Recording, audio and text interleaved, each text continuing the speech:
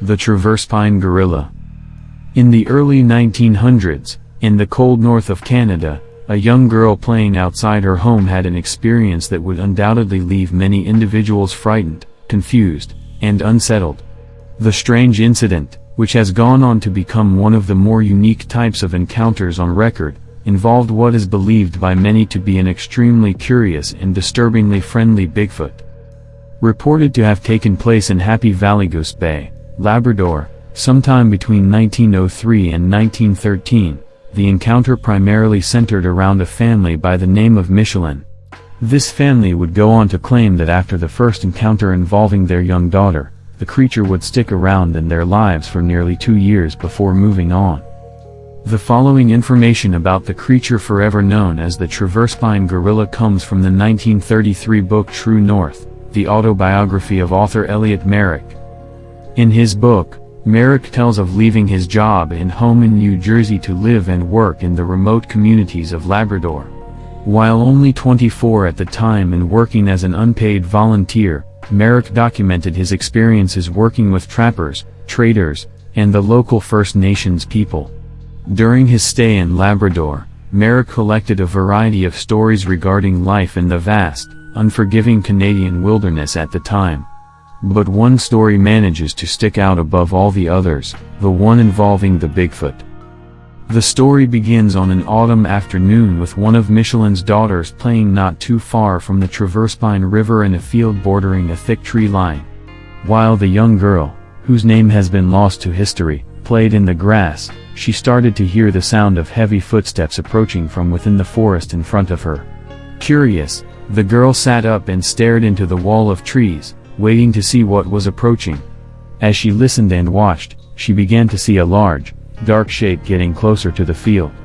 Becoming more and more nervous as the seconds passed, the girl slowly rose to her feet without breaking eye contact with the large shadow in front of her.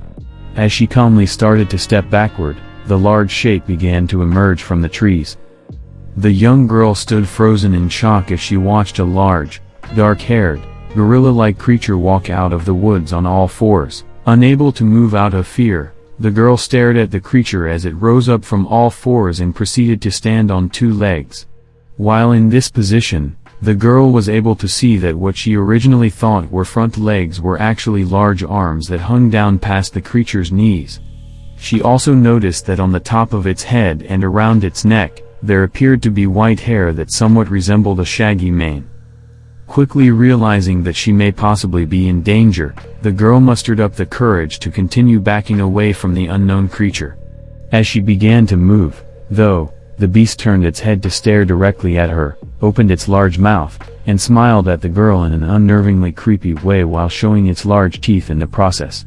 Terrified now, the girl turned to run, but just before she did, she watched as the creature raised its large hand and motioned for her to come closer.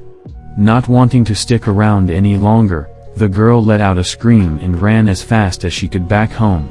The creature continued to smile and stare.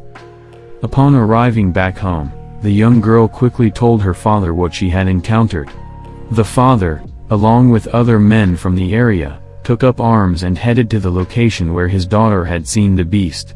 When the group arrived, though, the creature was nowhere to be seen. But after searching the area for proof, the men discovered large, 2-toed tracks that measured nearly 12 inches long and were pressed deep into the dirt. Now truly convinced that what the young girl had seen was real, the group returned to their homes and began to secure their houses for the night in case the creature came back. While the creature did not return to the area that night, it did show up a few days later. That evening, around dusk, the second Michelin daughter played in one of the rooms with the 2 family dogs. As the girl ran around chasing the pets, she happened to catch sight of a large creature staring into one of the home windows. The child promptly let out a shriek and cried out for her mother to hurry. The dogs began barking loudly at the window. Unaware of the reason for the commotion, Mrs. Michelin ran into the room to see what was the matter. Immediately as she entered, she too caught sight of the large, nearly 7-foot-tall, white-maned creature staring into the home with a large hand now pressed on the glass. Without hesitation, Mrs. Michelin grabbed the hunting rifle that was kept in the home and ran toward the front door.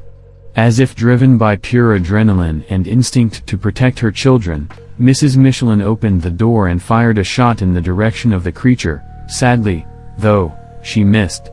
The creature turned, dropped onto all fours, and fled back into the woods as the protective mother fired another shot, but again she had missed. While reloading, the woman watched as the white mane of the creature disappeared into the trees, and the two dogs behind her continued barking wildly. With the gun in hand, Mrs. Michelin stepped outside to inspect the area as the dogs sniffed around while on high alert. As she scanned the ground beneath her, she noticed that pressed into the dirt around the home, there were the same large two-toed tracks her husband and the other men had discovered down by the Traverspine River. Realizing she had encountered the same creature that had approached her daughter, the woman took one last look around and went back inside. That night, with the family all together, the Michelins slept upstairs as a group. They brought with them 2 guns and an axe. The front door was secured with a thick wooden beam. The dogs slept downstairs and guarded the windows and door. If the creature came back that night, they would be ready. A few days passed before the creature came around yet again, this time at night. As the family slept, their loyal dogs kept watch outside. The creature, quite possibly not aware the dogs were there, approached the house as it had before. But this time, the dogs ran towards it before it could get to the window. As the dogs barked loudly and kept the creature away from the house, the family inside the home woke up. Mr. Michelin ran to the window and watched as the dogs approached the creature to drive it further away from the home.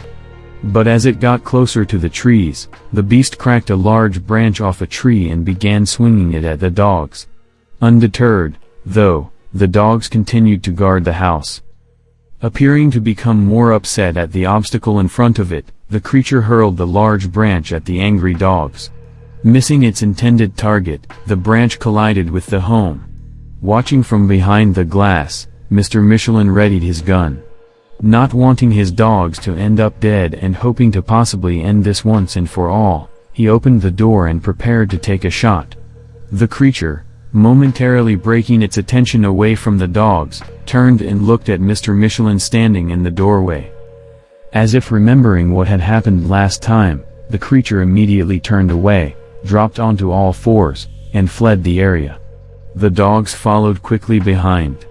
Mr. Michelin kept watch the rest of the night until his dogs returned a few hours later. The pair were battered and quite wet, but they had survived. It was thought that the loyal pets had either chased the creature through the Traverspine River or had been tossed in during the second scuffle. Either way, they had driven the creature away. As winter approached in the following weeks, the dogs were brought back inside. The family had assumed that the creature would no longer be coming around for fear of not only the dogs but also the weapons inside.